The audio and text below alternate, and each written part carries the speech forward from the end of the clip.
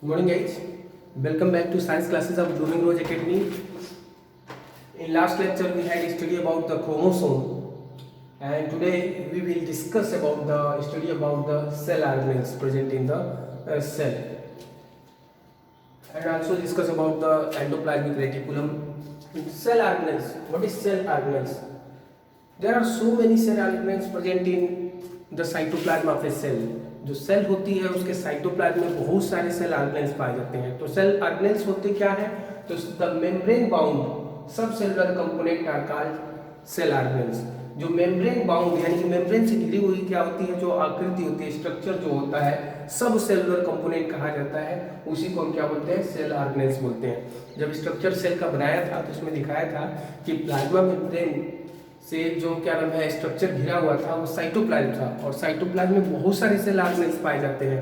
तो उन्हीं cell organelles को आज हम लोग स्टार्ट कर रहे हैं। 1 से 2 लेक्चर में पूरे सेल ऑर्गेनेल्स खत्म हो जाएंगे, यानी कि लगभग आपका ये चैप्टर भी क्या होगा, फिनिश हो जाएगा। तो सेल ऑर्गेनेल्स क्या है? The membrane bound subcellular component are called cell organelles. There are number of cell organelles present in plant cell और एनिमल सेल और in other cell like endoplasmic reticulum, Golgi complex, mitochondria, chloroplast, ribosome.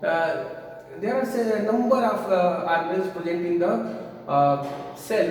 So first of all we study the endoplasmic reticulum as a cell organelles. हम लोग cell organelles में सबसे पहला जो आज हम लोग का जो टॉपिक है वो रहेगा endoplasmic reticulum. The endoplasmic reticulum was discovered by Porter and Thomson in 1945। Endoplasmic reticulum को सबसे पहले पोर्टर और थॉमसन नाम क्या नाम है जो साइंटिस्ट थे उन्होंने 1945 में डिस्कवर किया था। But the name endoplasmic reticulum was given by the Peter in 1953। लेकिन जो इसका नाम है वो किसने दिया था? पीटर ने 1953 में दिया था। अगर हम बात करें कि क्या होता है, this is the structure of endoplasmic reticulum, this is the structure of endoplasmic reticulum. तो endoplasmic reticulum is a 3 dimensional structure. Endoplasmic reticulum is a 3 dimensional interconnected complicated structure. Interconnect होते हैं, कॉम्प्लिकेटेड होता है और 3 डायमेंशनल ये structure होता है। It's one side is connected with the plasma membrane and it's another and is connected with the nuclear membrane या nuclear membrane. कहने का मतलब ये है कि जो आप सेल पढ़े थे, अगर ऐसे आपने देखा था कि सेल होता है और के बीच में क्या होता है? न्यूक्लियस होता है। तो जो एंडोप्लाज्मिक रेटिकुलम होता है वो इंटरकनेक्टेड 3 डायमेंशनल स्ट्रक्चर होता है। इसका जो एक सिरा होता है यानी कि it's one and is connected with the plasma membrane, यानी कि इसका एक सिरा जो होता है यहां से कनेक्ट होता है प्लाज्मा मेम्ब्रेन से, and it's another and is connected with the nuclear membrane, यानी कि यहां से कनेक्ट होता है। तो अगर स्ट्रक्चर को अगर ऐसे बनाया जाए तो ये क्या होगा? कुछ इस प्रकार आपको देखने को मिलेगा। यानी कि एंडोप्लाज्मिक रेटिकुलम क्या होता है? It's one and is connected with the nucleoplasm and it's another and is connected with the plasma membrane. ये क्या होता है? It is of 2 type. ये क्या होता है? 2 टाइप का होता है। एक को बोलते हैं R, endoplasmic reticulum in short ER, इसको हम ईआर से डिनोट करते हैं एंडोप्लाज्मिक रेटिकुलम। तो endoplasmic reticulum are 2 type. R मतलब क्या होता है? इसका मतलब ये हुआ means rough endoplasmic reticulum. SER means smooth endoplasmic reticulum.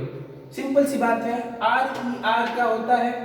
It's outer surface is linked by number of numerous ribosome. यदि इसके आउटर सरफेस पे राइबोसोम प्रेजेंट हो, यानी कि ये देखिए एक को हमने SER के रूप में बनाया है, यानी कि इसकी जो आउटर सरफेस है मेम्ब्रेन की उस पे कोई राइबोसोम अटैच नहीं है, तो इसको हम बोल रहे हैं स्मूथ। यानी कि when the surface is smooth it means ribosome are not connected with the outer surface of endoplasmic reticulum, then the endoplasmic reticulum is known as smooth endoplasmic reticulum. When its outer surface is rough due to the attachment of ribosome, then the endoplasmic reticulum is known as rough endoplasmic reticulum. Simple सा है ये structure. आप देखो ये endoplasmic reticulum का structure है जिसमें एक तरफ ये रेड वाला जो बनाया हूँ आर से मैंने डिनोट किया है, क्योंकि इसके आउटर सरफेस पे राइबोसोम क्या है? अटैच्ड है, इसीलिए इसको हम रफ एंडोप्लाज्मिक रेटिकुलम बोल रहे हैं। यहाँ पे जो है एक जो ब्लू लाइन से हमने एंडोप्लाज्मिक रेटिकुलम को बनाया है वो उसकी सरफेस जो है स्मूथ है, उस पर कोई भी राइबोसोम अटैच नहीं है, इसीलिए हम इसको क्या बोलते हैं? स्मूथ एंडोप्लाज्मिक रेटिकुलम के नाम से जानते हैं।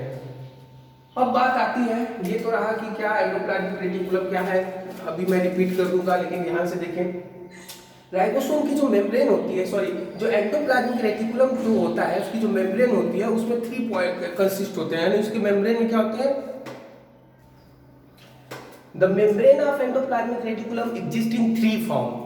ये भी एक इंपॉर्टेंट पॉइंट है, ये भी आप याद रखिएगा। एंडोप्लाज्मिक रेटिकुलम में जो इसकी मेम्ब्रेन होती है एंडोप्लाज्मिक रेटिकुलम की, वो 3 फॉर्म में क्या होती है, पाई जाती है। It means the membrane of endoplasmic reticulum exist in 3 form, cisternae, vesicle and tubule. What is cisternae, what is vesicle and what is tubules? In short, cisternae is a interconnected flat structure. Cisternae is a interconnected flat structure. Vesicle is a oval structure. It is also known as microsome. It is also known as microsome. And tubules are a tube-like structure. यानी कि इसकी जो membrane होती है endoplasmic reticulum की, ये 3 form में exist करती है। Either it exists in cisternae, which is flat and interconnected structure. When it is oval, then it is called the vesicle, and when it is in tubular structure, it is called the tubules. तो मैं repeat कर देता हूँ, ध्यान से सुन लो। आज का जो टॉपिक था वो सेल ऑर्गेनेल्स है। सेल ऑर्गेनेल्स में मैंने बोला कि the membrane bound subcellular component of cytoplasm is known as cell organelles. And हम बहुत सारे सेल ऑर्गेनेल्स का स्टडी करेंगे। पहला जो स्टडी हम लोग कर रहे हैं एंडोप्लाज्मिक रेटिकुलम कर रहे हैं, उसमें आपको बताया कि the endoplasmic reticulum was first discovered by Porter and Thomson in 1945, and the name endoplasmic reticulum was given by Peter in 1953.